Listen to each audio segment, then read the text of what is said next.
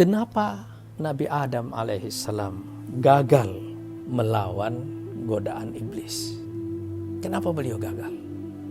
Menjawab pertanyaan ini akan menjelaskan kepada kita masalah yang sangat fundamental yang dihadapi oleh setiap manusia dalam proses beragama. Dan itulah persisnya yang dijelaskan oleh Allah Subhanahu wa taala dalam surat Thaha ayat 115.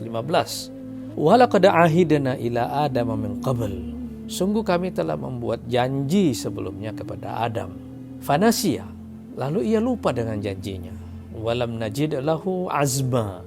Dan kami tidak melihat Adam itu punya tekad. Lupa dan tidak punya tekad. Itulah masalah Nabi Adam alaihissalam yang membuatnya gagal melawan godaan iblis. Dan itu juga yang kemudian menjadi awal dari cerita kehadiran kita di muka bumi ini.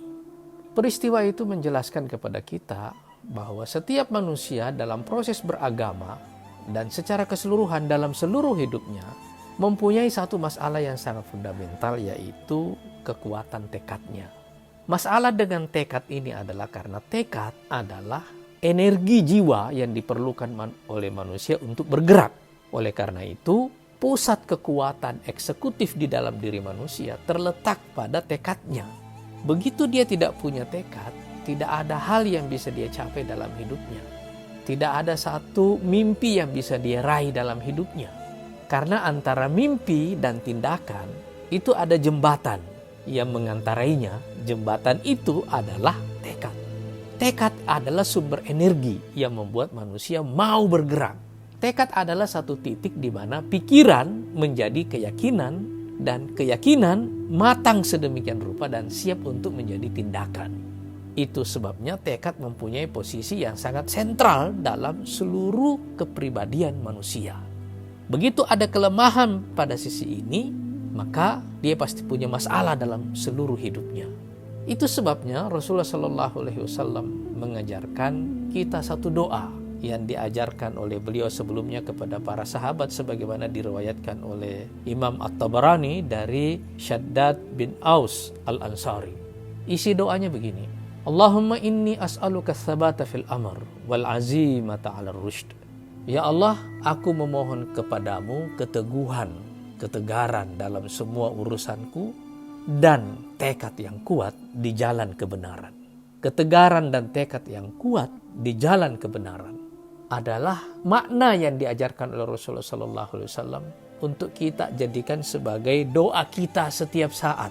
Karena dari situ kita akan mendapatkan sumber kekuatan untuk menjalani hidup sesuai dengan tujuan yang ingin kita raih yang telah digariskan oleh Allah Subhanahu wa taala sebelumnya.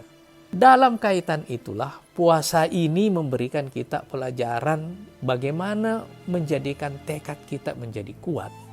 Salah satu caranya inilah yang dijelaskan oleh Rasulullah SAW dalam hadis yang diriwayatkan oleh Imam Bukhari dan Muslim, bahwasanya Rasulullah SAW bersabda, "Lis-shaimi farhatan." Bagi setiap orang yang berpuasa ada dua kegembiraan.